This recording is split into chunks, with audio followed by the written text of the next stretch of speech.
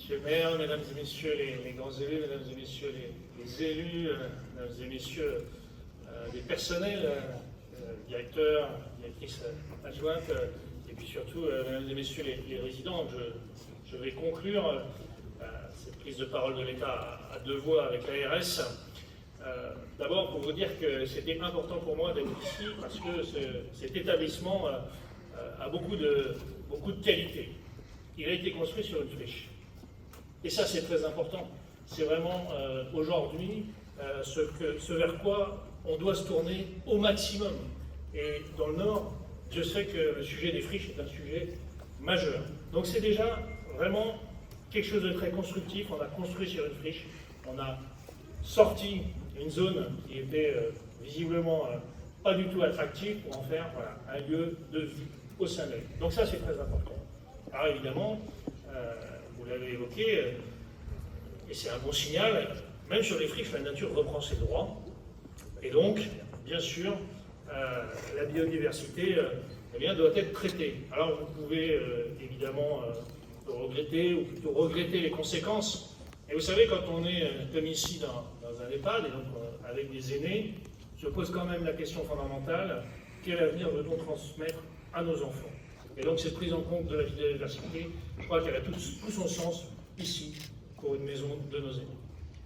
C'est aussi évidemment un bâtiment qui a beaucoup de qualité, ça a été très bien évoqué, voilà, passif, moderne, informatisé, et ça je crois que c'est aussi très important comme message, c'est de dire, voilà, on construit aujourd'hui en réfléchissant, sans doute plus qu'avant, nos bâtiments publics pour faire en sorte que non seulement ils remplissent la fonction pour laquelle ils sont créés, mais évidemment qu'ils intègrent tous nos enjeux de notre époque.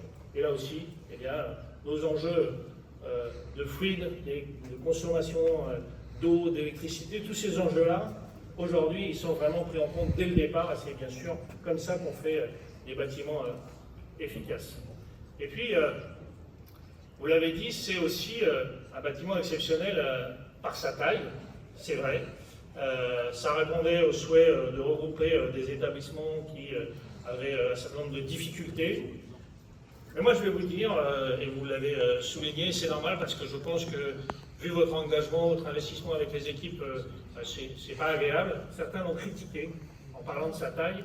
Moi je vais vous dire, ceux qui l'ont fait, c'est des gens qui ne connaissent pas le Nord.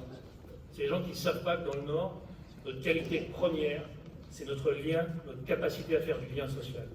Et donc ici, voilà, bien sûr que ça a du sens, parce qu'on sait faire.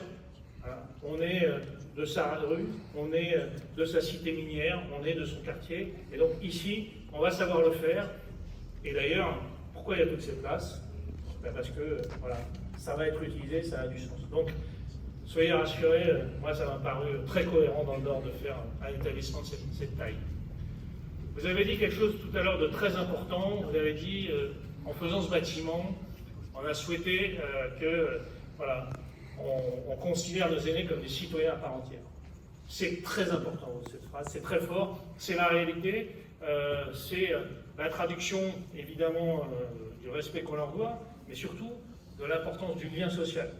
J'en parle souvent parce que c'est la force, ce lien social, il est aussi intergénérationnel, et en installant cette résidence ici, en l'ouvrant, en créant toutes ces synergies, tous ces liens, et ben voilà, ça a vraiment beaucoup d'importance pour les jeunes, pour vos aînés qui sont ici, pour les résidents, et oui, c'est des citoyens à part entière.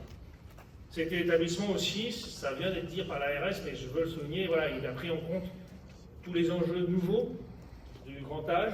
Vous avez des unités Alzheimer, des unités voilà, de prise en compte de pathologies. Là aussi, ça répond à des enjeux très forts de notre territoire, parce que pour les familles accompagnantes, pour les conjoints, etc., c'est difficile à vivre. Et donc avoir un établissement comme le vôtre, une résidence comme la vôtre, qui prend en compte de façon moderne, adaptée, avec un personnel remarquable, c'est très important. La dernière chose que je voudrais dire, pour ne pas être trop long, c'est que finalement, cette réalisation, qu'on est tous heureux d'inaugurer aujourd'hui, sous ce beau soleil, eh ben, c'est le symbole, voilà, de la volonté de l'action publique.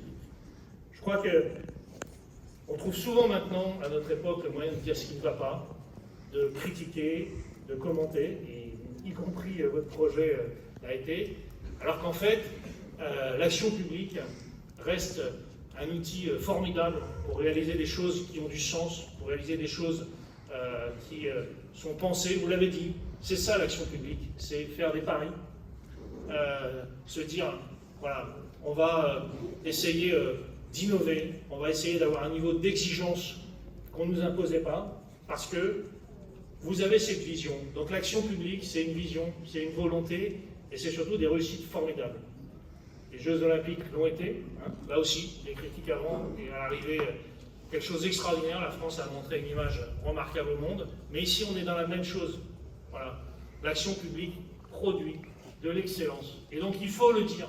Voilà. Alors, bien sûr, il y a des choses qui ne vont pas, bien sûr, il y a des enjeux, mais l'action publique produit de l'excellence. Et donc, bravo, Monsieur le Président, Monsieur le Maire et Monsieur le Directeur pour ça, parce que c'est un magnifique signal envoyé à nos territoires. Et il faut le dire. Merci beaucoup.